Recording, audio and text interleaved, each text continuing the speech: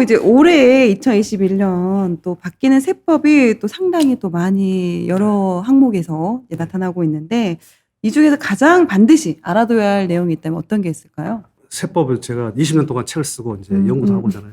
그러니까 요즘 가장 힘드시죠? 아니요, 재밌어요, 근데. 공부를 다 해가지고 이제 다 알거든요. 그 생리를 알아요, 제가 원리를. 어떤 셈, 공부를 그 책도 쓰고 했으니까. 좀 재밌습니다, 이제. 이게 세법이 보이거든요. 저는 세금도 일단 알기 때문에 좀 쉽게 생각돼요, 사실은. 쉽구나, 세금이 생각보다. 근데 이제 우리 이제 일반인 분들은 되게 이제 이게 복잡해 그렇죠. 보일 거예요. 그렇죠. 그리고 우리 또 사실은 또 우리 세무 업계에 있는 분들도 많은 분들이 또 힘들어하고. 네, 계속 힘들어하시죠. 바뀌고 있으니까. 요새 양포세무사라고 양도세 포기하는 분들이 양포세무. 많으시다고 하더라고요. 이건 업계 사람들 약간 좀 창피합니다만은 열심히 공부해야죠. 그런 분들. 그래서 일단 이게 전 거래 단계 있죠. 그러니까 뭐 취득세부터 보유세, 양도소득세, 뭐 증여세, 뭐 법인, 주택 임대 사업자 안 바뀐 것들이 없어요. 그래서 제가 이제 가장 중요하게 생각하는 세금은 일단 집이 있는 분들은 보유세예요. 종합부동산세. 집 있는 분들. 네네. 집이 없거나 한 채 있는 분들은 종부세 걱정 안 하셔도 돼요. 나 그것 때문에 그런 분들 많지 않으세요. 물론 비싼 집을 갖고 계신 분들은 조금 신경 쓰겠지만 뭐 중저가라든지 조금 뭐 상위에 있는 집들 갖고 계신 분들은 그렇게 걱정하지 않아도. 뭐 말씀드리겠지만 근데 양도세가 문제예요. 양도세는 나중에 내가 집을 팔 때 이제 나오는 세금인데 이 비과세 요건을 갖추기가 상당히 어렵다는 거죠. 그래서 아까 말씀드렸지만 뭐 집 한 채 처음에 없는 분들 집 살 때는 이거만 갖추시면 돼요. 1세대 1주택 2년 보유 조정 대상 지역은 2년 거주. 1세대 1주택 2년 보유, 조정적 2년 거주. 2년 거주. 그러니까 비조정 대상 지역. 요즘 조정 대상 지역이 너무 많아 이제. 너무 많아요. 그렇죠. 그걸 어떻게 확인하냐면은 대한민국 전자간부 가시면 돼요. 책 보지 마시고요. 네. 대한민국 전자간부 가시게 되면은 검색하면 그냥 나와요. 책에가 있는데 이 책은 옛날 책이야. 지금 맞아요, 그거 보시면 큰일 맞아요. 나요. 그렇네요, 그런 경우도 그렇네요. 있어요. 맞아요. 그건 우리가 좀 노력을 하셔야 돼요. 그래서 양도세가 중요한데 이제 1주택자는 괜찮아요. 9억이 넘어가도 있죠. 돈 벌었잖아요, 이제. 그 돈 버는 중에서 조금만 세금 내면 돼요. 번 거에서 좀 내는 거니까 괜찮다. 9억 넘었어. 좋잖아요. 그럼 어떻게 세금 줄이냐. 우리 고가주택자분들은 장기 보유 공제를 많이 받으시면 돼요. 그래서 올해부터 바뀌었죠, 법이. 보유기간이 이제 길어진다. 그래서 보통 4%만큼 해줘요. 10년 보유했다는 40%. 40%. 거주를 늘려. 10년 거주했어. 40. 두 개 돼서 80. 근데 거주 5년 했어. 5, 4, 20, 60%. 그게 키포인트죠. 자, 근데 일단 그렇게 보시면 돼요. 근데 일시적 2주택이라는 게 이게 문제예요. 일시적 2주택. 이제 하나 갖고 있다가 새로 집 사서 이사 가실 분들. 그런 경우도 또 많잖아요. 네. 그렇죠. 이게 재테크죠, 요즘은. 그 이거 어떻게 맞추느냐. 이게 상당히 이게 수학적인 공식보다 어려워요, 이게. 진짜예요. 왠지 아세요? 내가 갖고 있는 집에 대해서 요건 갖춰야 되죠. 새로운 집에 대한 요건을 갖춰야 돼. 한번 해볼까요? 괜찮나요? 해줄까요? 네, 해주세요. 괜찮습니다. 해주세요. 또 지루하게 생각하시죠? 아니요, 아닙니다. 좋아요. 너무 재밌습니다. 예. 이것만 잘 알아두십시오. 일단 이 새 집은 헌집 사이 이 텀이 있어야 돼. 네. 1년. 1년. 바로 사면 안 돼요. 근데 1년 후. 이게 있잖아요. 잘 보세요. 앞으로 부동산 대책 들어올 때 이게 늘어날 수 있어요. 몇 년? 10년. 예를 들어서 못 사죠? 뭐 갈아탈 수 없는 거잖아요. 그렇죠, 그렇죠. 하라고 있는 상태에서 10년. 예를 들어서 이게 중요한 거예요. 이게. 자, 일 보시고요. 일단 지금 1년이죠. 네. 그러면은 샀어. 그러니까 요 집을 있죠. 팔아야 돼요. 언제요? 기간이 있단 말이에요. 1년인가 3년인가 2년인가. 요게 복잡해요. 그래서 이게 이제 부동산 대책이 나올 때부터 바뀐 거거든요. 그래서 2018년도 9월 13일 전에 사신 분들은 3년. 근데 2018년 9월 14일부터 2019년도 12월 16일까지는 2년. 2019년도 12월 16일 사신 분들은, 이후에 사신 분들은 이 신주택을 1년. 그래, 안에 팔아야 돼. 자, 팔 때 있죠, 우리. 팔 때 요 집이 요 안에서 2년 보유, 2년 거주를 충족을 해야 돼요. 자, 여기까지 따라오셨죠? 네. 또 있어요, 또. 이 새로운 집으로 갔다가 우리 조정대상 지역에 있는 분들은 들어오셔야 돼. 전입을. 몇 년 안에? 원칙이 1년입니다. 처분도 해야 되고 전입도 해야 돼. 1년 안에. 근데 이게 여기 보니까 세입자가 있어. 그런 그런 경우 있잖아요. 네, 그런 또. 경우 같이 할 수는 많잖아요. 없고. 네. 그래서 이럴 때는 기간 연장해 줍니다. 어떻게? 이 세입자가 나갈 때까지. 만기까지는. 네. 근데 이 기간이 2년이 못 넘어요. 그럼 저 보십시오. 전세 3법이 통과됐잖아요. 네, 네, 갱신. 계약 갱신. 네. 요번에 있다가 한 번 더 이걸 청구를 했어. 네. 한 번 더 사겠대. 4년을. 어떻게 해요? 못 팔아요. 비과세 안 나오는 거지. 비과세가 안 되고. 아. 또 조정지역이면서 중과가 될 수도 있겠네요. 중간은요, 이제 잘 보셔야 돼. 이거 팁 하나 드릴게요. 좋은 네. 질문 하셨습니다. 이건 어떻게 하냐면, 이거 잘 보세요. 원래 새로운 집을 산 날로부터 헌 집을 1년 안에 팔면 비과세죠. 네. 조정 대상 지역은. 조정지역일 경우. 1년 안에 못 팔았어. 음. 그럼 이게 중과 될까 안 될까요? 과세되는데. 이건 중과세가 안 되고요. 3년까지는 일반과세. 3년까지 일반과세군요. 이주택 그 중과세 조항에서 보시면은 이런 경우에는 3년까지 중과세 안 하게끔 돼 있어요. 그거 다행이네요. 그렇죠. 3년 지나면 비로소 그때는 중과세 빠지는 거예요. 이해가 되셨나요? 1년, 3년. 이게 중요한 거예요. 그러니까 이거 맞추기가 대단히 힘들다는 거죠. 세무사님, 근데 사실은 제가 또 워낙 20년 동안 이제 이런 관련된 책을 쓰시고 정리를 매년 하신 거잖아요. 사실 어떻게 보면은.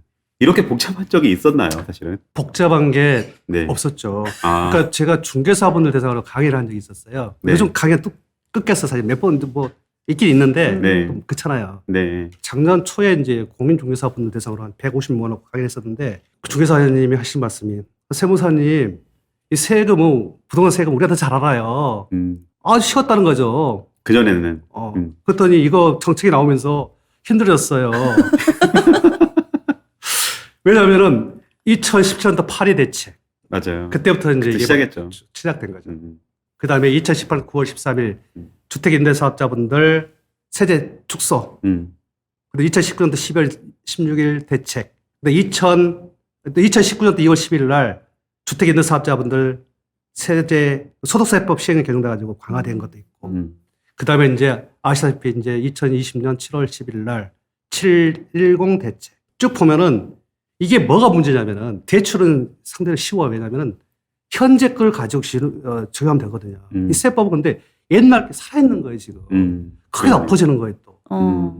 그러다가 임대사업 하신 분들은 자동 말소 제도가 또 들어왔잖아요. 네. 다른 그렇죠. 법이 바뀌어가지고. 그러니까 네. 지금 임대사업자분들이 머리가 아픈 거죠. 그러니까 이게 이게 또 없어진 게 아니고 있는 상태도 덮어지니까 같이 또 결합되다 보니까 이게 또 시점별로 달라지잖아요. 커리가 복잡해지는 거죠. 그래서 복잡하구나. 그래서 저는 그래서 계속 이제 따라왔기 때문에 그 가지를 칠 수가 있어요, 이렇게. 그리고 그 이해를 할 수 있거든, 원리를. 근데 그걸 공부를 안 하시는 분들이 지금 와서 공부하려다 보니까 이해가 안 되는 거예요. 어렵죠. 쫓아가야 되잖아요. 그때 상황도 있는데.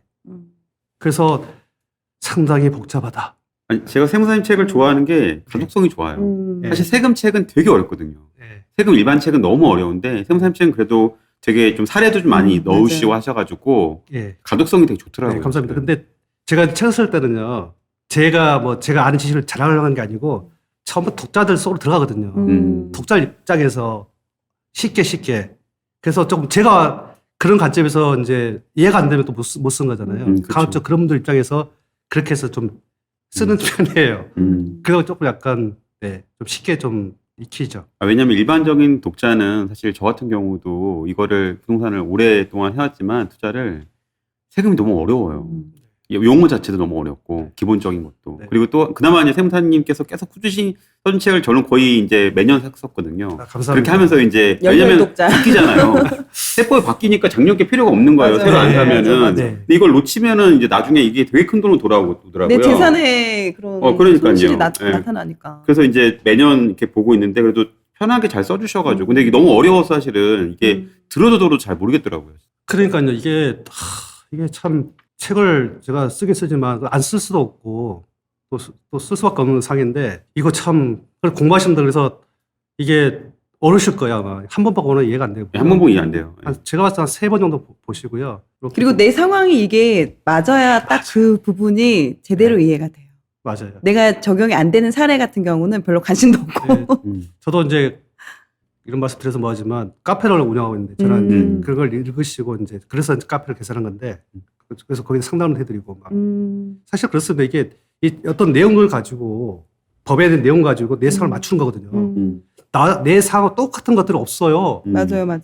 그러니까 이제 조금 이제 공부를 하고 자기가 공부를 하셔야 됩니다. 이제 본인이 알아야 돼요. 맞아요. 그 상태에서 좀 문의도 하고 그리고 이제 우리가 이제 또 당부드리고 싶은 말씀이 이게 워낙 그 전문가들 사이에서도 의견이 갈린 게 너무 많아요. A 세무사 뭐 다른 사람 다르거든요. 그래서 보통 한 3사람 정도 의견을 들어보신 것도 나쁘지 않을 것 같습니다. 그 중에 한 사람 저였으면 좋겠습니다. 네,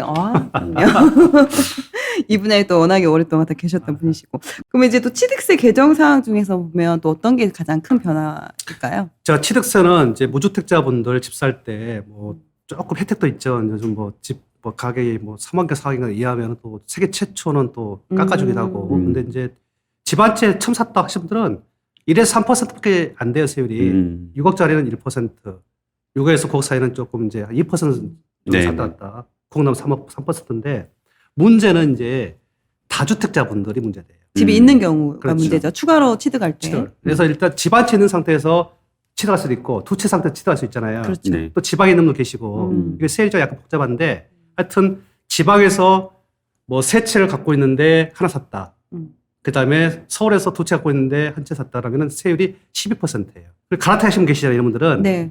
1에서 3%가 맞는데 이게 처분 조건이 있는 거예요. 1년에 처분해라, 3년에 처분해라 그런 조건하에서 1에서 3% 해주는 거예요. 넘어가면은 8%를 갖다가 과세를 해요. 자, 이렇게 해서 세율이 바뀐 게 있으니까 상당히 유의하셔야 될 것 같고요. 근데 이제 문제는 뭐냐면은 2020년 8월 12일 날 네. 뭐가 들어왔냐면은 이 취득세 세율 결정할 때 분양권, 입주권, 주거용 오피스텔 이것도 주택세 들어오는 거예요. 네. 그러니까 내가 지금 분양권만 줄줄이 한 9월 달에 한 5개를 샀어. 네. 취득했어. 집 하나 살 거야. 나 집 하나 한 채 샀으니까 1에서 3%네? 아닙니다. 몇 채예요? 다 합해야 돼. 네. 아, 다 합쳐서. 5채인가 돼. 다섯 째. 그럼 뭐예요? 12%죠. 어. 그 다음에 증여를 받으실 분도 계시잖아요. 네. 네. 그것도 취득세가 높아졌거든요. 근데 이거 좀 까다롭습니다. 이 취득세 주택을 돈 주고 살 때는 내한테 주택수를 따지는데 증여세, 취득세는 부모님 집수가 중요한 거예요. 부모님. 그러니까 부모님이 2채를 갖고 있는 상태에서 조정 대상 지역에 있는 집을 증여를 받아요, 제가. 근데 이게 가격이 기준시가가 3억이 넘어가.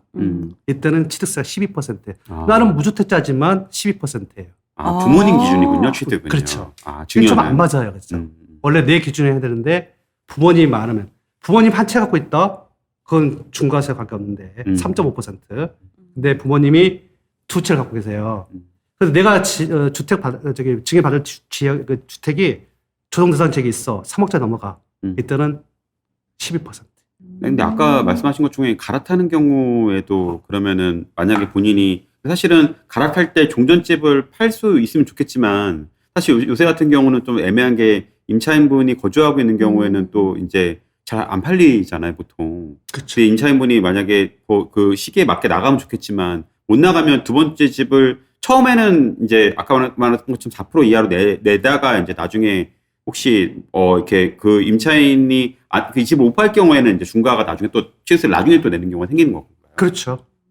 그러니까 이제 우리 양도소득세는 1년 좀 봐주잖아요, 이게 임차인 나갈 때까지. 네. 지방세는 없어요. 얄데 없어요. 그냥 탁! 이렇게. 그러니까 요즘 무슨 하여튼 뭐 집 사가지고 가시는 분 있잖아요. 네. 그냥 샀어요. 근데 이게 안 팔려가지고 네. 뭐 이게 못 팔 수 있잖아요. 그럼 취득세 그냥 당하는 거죠. 8%. 그렇죠? 근데 이 8% 외에 이제 지방소득세, 지방교육세라든지 농토세가 부과되기 때문에 좀 더 올라가죠, 세율이. 아. 또 이번에 또 종부세 같은 경우는 네. 올해부터 또 내야 할 사람이 또 많이 늘어났다는 그런 기사를 또 많이 접하게 되는데 보유세에서 가장 큰 변화는 어떤 게 있나요? 예, 일단 1주택자분들은 걱정 안 하셔도 됩니다. 그래서 이게 또 법이 좀 바뀌었죠. 공동명의로 일단 하시면 좋은데 일단 뭐 나중에 말씀드릴 게 있겠지만 그러면은 종부세는 원래 그 기준시가가 1주택자분들은 9억까지가 없어요. 9억까지는 시설한 사람만 10억 되나요? 그리고 그다음에 나온 세금이 이제 넘어가시는 분들 나온 세금이 80% 깎아져요. 물론 이제 나이가 60 넘어가고 보유기간이 5년 넘어가야 돼. 그러니까 우리 사회초년생 분들은 그 혜택 못 받을 거예요. 그러니까 10억 정도까지만 일단 조금 혜택을 있겠다. 저 9억까지는. 근데 공동명의 하신 분들은 남편이 6억, 내 거 6억 해서 10억이에요. 음. 그리고 이제 여기 공제는 혜택이 없어. 그 공동명의하심들이 좀 불만이 많았잖아요. 그래서 어떻게 이제 법을 바꿔줬냐면은 이 공동명의하심들은 지금 현재처럼 똑같이 10억 이렇게 빼준 거 하고 그다음에 1주택자처럼 내는 그 경우 있죠. 9억까지만. 그것까지 하고 세액 공제 주고 둘 중 유리한 걸로. 선택. 크게 선택할 수 있게끔. 그래서 크게 문제가 없는데 두 채 이상 갖고 계시면 돼요. 혼자 두 채 갖고 계시면은 둘 합산시킵니다. 공시가를. 그러니까 20억이라고 가져갈게요. 6억 빼줘요. 그럼 세율이 있겠죠. 과세표 나오면 세율 곱하겠죠. 이게 세율이 작년에 비해서 2배가 인상된 거예요. 그 다음에 기준시가 인상되죠. 네네. 기준시가. 두 개 맞물려. 그러면 작년에 비해서 세금이 엄청 올라갈 거 아니에요. 근데 이게 증가폭을 딱 한도 정한 게 있어요. 이게 세부담 상환율 제도예요. 네. 이게 지금 작년에 200%에서 두 채 갖고 계시는데 300% 인상된 거예요. 그러니까 3배만큼 한도를 갖다가 증가폭을 허용하는 거예요. 그러니까 작년에 해서 2천만 냈다. 6천까지. 6천까지 가능하죠. 근데 대부분 사람은 그렇게 가지는 않을 것 같고요. 제가 봤을 때는 거의 한 2배 정도는 아마 감수를 아마 작년 하실 것 대비. 같아요. 그 뒤에도 2배. 그 뒤에 2배. 계속 그렇게 올라가는 그렇죠. 계속 올라가는 거죠. 근데 그러려면 이제 사실은 공시 가격이 계속 올라가야지 그렇죠. 그렇게 되는 거잖아요. 예. 그래서 공시가도 이제 얼마 전에 작년 2020년 11월 3일 날 노드백 발표됐죠. 네. 앞으로 향후 10년, 15년간에 해서 그 시세에 비해서 90% 올린다고. 그래서 이걸 보면서 아하, 이게 상당히 앞으로 계속 이렇게 올라가게 되면은 상당히 문제 있겠구나 이런 생각이 들더라고요. 지금 보면 제가 뭐 상담한 걸 보면은 어떤 공시가 2억, 3억짜리인데 시세가 10억짜리도 있어요. 뭐 빌라 같은 것들 있잖아요. 재개발 이런 단지 같은 거. 이런 것도 올라가게 되면 상당히 올라가죠. 아파트는 많이 이렇게 공시 가격이 좀 올라가 있는데 단독이나 이런 것들은 낮은 것들이 많아요. 시세도 급등해가지고. 공시시가가 보통, 기준시가가 보통 주택은 보통 4월 30일 날 정도 나오거든요. 그러니까 시세는 막 항상 하는데 기준시가는 항상 그때 고정돼 있기 때문에 차이가 있는 거죠. 그럼 보통 아까 말한 그 기준시가나 공시가격 같은 경우에 아파트 같은 경우는 보통 몇 프로 정도 되나요?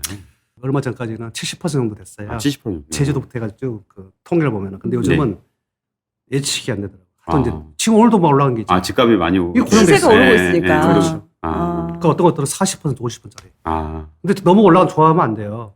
또 올라가거든요. 보유세가 부담이 들어가니까. 거의 70% 올라갈 수 있어요. 이게. 갑자기.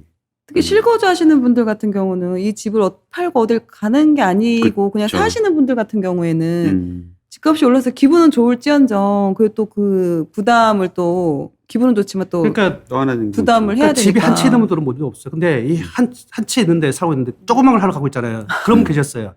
자동 마소돼가지고 오피스 하나 갖고 계세요. 집 하나 있고 좋은 집 하나 있고. 마소되었으니까 어떻게 보수 내야 되잖아요. 이게 있으면 어떻게 돼요? 두 채가 되잖아요. 그렇죠. 총무세 엄청 나는 거야. 그럼 어떻게 이거 버려야죠. 저 주십시오 했어요 제가. 저 달라고. 저한테 버려주세요. 왜냐하면 그게 이것 때문에 세금이 엄청 나오거든. 그래서 이런 분들이 막 파세요 이제. 그래서 소형 물량은 막 나오거든요. 근데 이런 집은 안 나오죠. 근데 이제 집 한 채 있는데 본래부터 이게 이제 보유세 부담이 있는 분도 있겠죠. 근데 가급적이면 이걸 좀 줄여주는 건 맞는데 또 비싼 집 갖고 있는데 또 깎아주는 것도 좀 그렇다 해서 아마 여기에서 뭐 어떤 묘수가 나올지는 잘 모르겠지만 하여튼 저 기본적으로 살고 있는 집에 대해서는 좀 줄여주는 건 맞죠. 근데 아까 말씀하신 것 중에 오피스텔이 되게 애매한 게 주택으로 보는 경우도 있고 또 아닌 경우도 있잖아요. 사실은. 네. 그 어떤 경우가 주택으로 보고 어떤 경우가 주택으로 그게 상시적으로 사람이 거기서 살림을 하게 되면은 그건 집이에요. 살림. 그 평가 기준이 그러면은 임차인이 살림을 하는지 안 하는지 그런 건가요? 그렇죠. 뭐 임차인이다 그러면서 그건 등록 이런 관계없이 무조건 집이에요. 근데 이제 보통 전입신고 돼 있다 그러면은 그건 이제 증가했기 때문에 뭐 100%될 건데 전입신고가 안 된 경우가 있잖아요. 애매모호해요. 그래서 걸리면은 이제 걸리는 집이죠. 사업자 등록돼 있다 그건 또 집이 아니죠. 네. 그리고 이제 중요한 것은 이제 재산세 과세 대장에 뭐 집으로 등재된 경우가 있단 말이에요. 그럴 때 집이라고 보시면 돼요. 종부세 나올 거고. 이제 그게 빠져 있으면은 그냥 슬금슬금 또 나갈 수도 있고 이렇게. 그렇지만 팔 때는 이제 그걸 따져보니까 제가 어떤 걸 경험을 봤냐면은 아니 자기 집 하나 있는데 오피스텔 있는데 그걸 주역 쓰고 있다가 그걸 그 사람 내보냈어요. 내보내고 공실로. 사업자로. 공실로. 요건 집이야. 한 채밖에 없어. 어떻게 되죠? 비과세 신고했어. 근데 이게 아니다. 세무서 연락 왔어. 어떻게 해요? 이거 사람이 살고 있었다. 이거 계속 살고 그 전에 있었던 거니까 살았었다. 집이다. 뭐가 돼요? 그러면 집이 몇 채예요? 두 채. 그러니까 뭐가 되는 거죠? 중과세. 중과. 그러니까 보통 사람 착각하기 쉬운 게 뭐냐면은 평소에 이렇게 계속 주거 쓰고 있다가 잠시 몇 달 동안 공실 놔두고 이건 업무용 주차한다는 거죠. 이거 집이에요, 집. 따져봐야죠. 그 만약에 그런 경우에는 만약에 그 사업자 등록을 하는 상가 임대차를 할 경우에도 그 전에 집을 상가한 경험이 있으면 그 집으로 인정이 되는 건가요? 전입한 경력이 있으면? 상가 같은 경우요? 네, 만약에 그러니까 예를 들어 오피스텔인데 임차인이 살았어요. 주거용으로. 살다가 갑자기 이제 이 매도하는 시점에 그분이 나가고 새로 임차인을 사업자를 들여가지고 들어온 경우는 어떻게 돼요? 그런 것들은 이제 보통 양도 시점 가지고 판단하거든요. 그런 네. 때는 막 사업자 등록 내놓고 했으면은 그건 뭐 크게 문제 없이 지금 세법상 그건 인정을 받을 수 있을 것 같아요. 집이 아닌 일반 건물로 해가지고. 그래서 그런 것도 좀 그런 것들을 애매모하니까 좀 확실히 좀 정리하고 가셔야죠. 아, 네. 또 6월 이후에 양도세가 또 상당히 많이 바뀌게 되는데 양도세가 지금 이제 세 가지 측면 보셔야 되는데 그 단기 세율, 매매 단기 매매, 네네. 그다음에 이제 중과세, 네. 분양권 세금도 강화되거든요. 그래서 지금 단기 세율은 뭐 지금 6월 1일 전까지는 1년 미만 보유 40%예요. 입주권도 마찬가지입니다. 1년 넘어가면은 6에서 45%. 그러니까 1년만 넘어가면 돼요. 근데 6월 1일 지나가게 되면은 1년 미만은 70%. 아, 70%요? 예. 지방소득세 합하면 77%. 1년에서 2년 미만은 60%. 2년 벗어나면 6에서 45%. 그 다음에 중과세에 또 문제죠. 지금은 6에서 45에 2주택은 10% 플러스 3주택은 20%인데 6월 1일 딱 지나면은 플러스 20 플러스 30. 그래서 아까 82.5까지 올라갈 수 있다는 거죠. 그 다음에 분양권이 지금 조정 대상 지역은 50%, 나머지는 보유에 따라 달라지는데 이게 6월 1일 들어가게 되면은 1년 미만은 70, 1년 벗어나면 무조건 60. 아, 그것도 올라가는군요. 네. 그래서 지금 이런 그 상황에서 취득세 올리고 보유세 올리고 양도세 올리니까 갇혀있죠. 그러면 어떻게 해요? 이제 넘어가야 되는데 갈 데가 없죠. 법인도 깨졌죠. 임대사업자 깨졌죠. 그 뭐 남았어요? 증여. 증여세가 비싸잖아요. 네, 그렇죠. 올렸죠. 비싸지만 그걸 감수하고 또 가는 경우도 있죠. 그래서 지금 물량이 그 매물이 이렇게 시중 나와야 되는데 안 팔잖아요. 그렇죠. 보유세가 많잖아요. 그리고 어떻게 해? 넘어가야 되는데 증여밖에 없잖아요. 근데 자녀가 집이 없으면 문제가 없는데 또 집이 또 있어. 또 거기 또 혹이 되는 거죠. 그럼 어떻게 해요? 그냥 갇혀 있는 거죠. 답답할 거죠. 또 양도세나 보유세 때문에 그 공동명의가 이제 좋다고 하셔서 많이들 이제 하시는데 어느 정도 혜택이 있나요? 저는 이제 뭐 책도 옛날에 그렇게 썼지만 공동명의가 일단 기본적으로 좋습니다. 왜냐하면 장점이 많다. 특히 이제 1주택자분들 처음에 왜냐면은 보유세도 종합부동산세도 나올 수 있다면 내가 선택할 수 있어. 유리한 걸 가지고. 근데 양도세는 누진세율이 정해지기 때문에 반드시 이게 세율이 떨어지게 돼 있어요. 각각 계산하거든. 그 소득이 분산되면은 세율이 낮아져요. 그 유리합니다. 처음에 집 사시는 분들은 무조건 50대 50 하셔야 돼요. 지분은 90? 50대 50. 네, 99대 1 하시지 마시고요. 그리고 이때 좀 또 조심할 게 뭐냐면은 비싼 집들은요, 증여세 문제가 있어요. 부부끼리 얼마가 세금 없죠? 증여세가? 6억. 잘하시네요. 6억까지 오는데 벗어날 수 있거든요. 특히 분양 받으신 분들은 이걸 나중에 공동명의 하시는 분 계시는데 초기에 하셔야 돼요. 초기에. 왜 나중에 프리미엄 딱 형성되게 되면은 값이 올라가잖아요. 네. 그러니까 지분이 얼마 못 들어와요. 이게 한 뭐 10억 됐어. 이래서 이걸 하면 이게 지분이 달라지잖아요. 그렇죠, 그렇죠. 처음에 하셔야지. 그게 팁이에요. 이건 제가 뭐 S물산에서 하면서 그걸 옛날부터 이제 그걸 또 뭐 해서 연구를 해. 또 여기서 또 팁 하나 드릴게요. 이게 그 증여할 때 있잖아요. 분양권 증여할 때. 이게요. 대출도 같이 승계를 받게 되면은 프리미엄에 대해서는 양도세가 나오는 거예요. 왜냐하면 부담부 증여 같은 경우, 부담부 증여에 해당되는 거거든요. 네. 부담부 증여 아시나요? 네네. 잠깐 그래서 설명해 설명해 주실 주세요. 거예요. 네. 그렇죠. 네. 부담부 증여도 많이 좀 궁금하실 거예요. 일단 우리가 집을 이렇게 여기 집이다. 네. 그러면은 전세 보증금이라든지 그 집에 대한 부채가 있어요. 대출이. 이게 한 5억이고 한 10억이다. 너무 비싸나요? 그럼 이걸 같이 넘기는 거예요. 그러면 10억 중에서 5억만큼은 양도한 거거든요. 그 양도세 나오는 거예요. 나머지는 증여세 나오는 거고. 근데 이게 분양권이라고 할게요. 그럼 피가 있어. 프리미엄 붙었어. 차이 발생한 거잖아요. 네. 여기에 대해서는 양도가 됐기 때문에 대출만큼 음. 여기 양도세가 나오는 거예요. 아, 프리미엄은. 네, 양도세 나와요. 그래서 조심해야 돼. 근데 그래서 그걸 이제 양도세를 안 내시려면은 대출 승계시키면 안 돼요. 아, 그래서 그건 남편이 그냥 대출 갖고 있고 집만 넘기는 거예요. 남편이 갚아야죠. 그거. 연사하면 되거든요. 이제 그거 은행에서 그렇죠. 그거 조심해야 돼요. 대출이 같이 따라가게 되면은 양도세 나온다. 그러니까 공동명의 하더라도 사실 증여할 때 이게 부담부 증여나 아니면 일반 그냥 전체 증여에 따라 가지고 달라지기 때문에 그렇죠. 그런 부분들을 먼저 좀 상담받거나 알아보고 하는 게 되게 중요하군요. 그리고 이제 그 1주택자분들은 뭐 이제 뭐 제가 봤을 때는 뭐 공동명의가 좋고요. 근데 2채 이상 된 분들은 공동명의가 쥐약이에요. 왜 왜 그렇죠? 그럴까요? 모든 게 다 좋은 게 아니거든요. 네. 왜냐하면은 지금 종합부동산세 우리가 이제 계산할 때 주택수 계산할 때 요 지분을 갖고 있는 것도 집 한 채예요. 그럼 남편이 한 채, 저거 반반씩 또 하나 반반씩 몇 채예요? 2개씩. 2개씩. 두 채. 그럼 중과세, 종부세 중과세 되는 거예요. 그래서 종부세 있잖아요. 줄이고 싶다면 어떻게 하면 되냐면은 한 사람이 2개 갖고 있으면 안 돼요. 왜? 다 모아가지고 6억 빼주죠. 공동명의 갖고 있으면 안 돼요. 왜? 각각 60 빼주죠. 그럼 중과세 걸리는 거예요, 여기서. 가장 좋은 게 뭐냐면은 남편 한 채, 부인 한 채. 왜요? 1주택자잖아요. 그러니까 일반 세율이 정되는 거 있대요. 제가 이제 책에다가 심을 해놨지만은 이런 분들 세금이 거기에 비해서 3분의 1밖에 안 돼요. 그래서 무조건 이제 공동명의 무조건 옛날에 기계적 하셨거든요. 지금은 아니다. 그것도 다 따져보고 네. 해야 되는 부분이 장점도 있긴 하지만 네.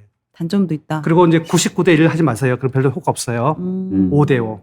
그렇지만 5대 5. 증여세 문제가 있다. 그런 거 좀 조심해서. 그리고 가급적 5대 5로 하시면 좋습니다. 초기에 부자고 같은 경우는. 또 작년부터 주택임대사업자 같은 경우는 사업자 현황 신고도 해야 되는데 이게 구체적인 적용 대상 또 어떻게 해야 되는지. 설명. 지금 주택 임대 사업자 뭐 뿐만 아니고 이제 비임대 사업자분들도 이걸 이제 소득에서 발생하게 되면 신고를 하는 게 원칙이에요. 네. 다만 집이 한 채 있는데 기준시가 9억이 안 되면은 월세를 얼마 받든 간에 그 신고 의무가 없습니다. 그 세금 가세 안 돼요. 네, 그리고 이제 2020년부터 이제 세무서에 사업자 등록을 안 하게 되면은 미등록 가산세가 0.2% 있어요. 그러면 안 돼요. 네. 그 나중에 걸리면 그것도 이제 뭐 가산세가 있긴 있어요. 그래서 일단은 이제 본인 소득이 2천만 원 안 되시면은 연간 개인별로 그냥 분리과세 해가지고 간단히 끝내요. 세금 계산. 그렇죠. 그다음에 이제 넘어가신 분들은 종합과세. 내가 다른 소득이 있으면 합산시켜야 돼. 그럼 세금이 더 많아질 수 있거든요. 예, 그게 이제 5월 달에 이제 해야 될 업무고, 이 사업자 현황 신고는 뭐냐면은 이거 하기 전에 미리 2월 10일까지 그 매출이 얼마인지를 갖다가 이렇게 신고하는 거예요. 세무서에다가. 그걸 토대로 이제 세무서에서는 이제 이거 그 신고 뭐 좀 자료 축적하겠죠. 근데 이제 이걸 신고를 반드시 해야 될 의무가 없어요. 안 해도 가산세가 없거든요. 안 해도 가산세 없나요? 네. 그래서 이건 안 하시고 그냥 5월 달에 하셔도 돼요. 한꺼번에 하셔도 상관없군요. 그렇죠. 그때 이제 사업자 등록 하신 분도 있잖아요. 하신 분들도 하셔야 되고요. 그건 반드시. 네. 사업자 등록 안 하신 분들도 하셔야 돼요. 안 하시면 뭐가 되죠? 해야 됨에도 불구하고 안 하시면 뭐가 되죠, 그게? 미신고가 되죠. 그게 탈세죠, 탈세. 탈세. 근데 이제 문제가 하나 있습니다. 뭐가 있냐면 지금까지는 신고 안 하더라도 잘 안 걸렸어요. 왜요? 우리가 인프라가 좀 덜 구축됐거든요. 근데 이제 뭐가 문제냐면은 2021년 또 6월 1일부터 아마 그게 들어온 것 같은데요. 전월세 신고. 그게 들어오면 이제 데이터가 이제 갖춰지잖아요. 그러면 이때는 신고를 다 하시는 게 맞는 것 같아요. 그전에는 구세청에 자료가 없었지만 이제는 다 자료가 전월세 관련된 부분들이 다 이제 갖게 되는 거군요. 네, 맞습니다. 그래서 그거 잘 보셔야 돼요. 그거 이제 걸리게 되면은 뭐 나는 전업주부인데 임대수익이 발생했어. 그럼 뭐가 되죠? 사업자 되는 거잖아요. 그렇죠. 네. 네. 사업자 등록 했다 안 했다 간에. 그럼 뭐가 따라다니죠? 건강보험. 그렇죠. 그냥 20만 원, 30만 원 올라갈 수 있죠. 2, 30만 원까지. 그렇죠. 그 정도 있으면 다 집이 있고 하면 또. 그럼 피부양자 나오잖아요 또. 그렇죠. 네. 건강보험료도 무시 못하죠. 그게 아. 더 비쌀 수 있어요. 이게 한 가지만 따지게 하니까 되게 여러 가지 복잡하게 그렇죠. 따져봐야 되네요. 그래서 이제 기준 시가가 올라가게 되면은 바뀌는 데 많아요. 그게 60까지가 바뀐다 하잖아요. 60까지 바뀐다고요? 그러니까 건강보험료도 이제 보면 피부장도 등록되신 분 있잖아요. 네. 또 이제 뭐 5억 4천인데 그 환산하게 되면 9억이고 하는데 이게 올라가면은 피부부양자에서 등록 안 되고 빠져나와야 돼요. 재산이 많으면 아. 여러 가지. 뭐 연금도 받을 때 좀 음. 또 문제 있고. 그러니까 이게 기준시가 상당히 중요한 제도죠. 나는 상관없어 하고 할 게 아니네요. 그러게요. 내가 잘 모르니까 뭐 괜찮겠지라고 할 게 몰라도 아니네요. 되겠지 뭐 진짜. 여지껏 몰라도 아무렇지 않았는데 뭐 어때 그러니까 이게 이제 아니네. 공부를 많이 해야죠.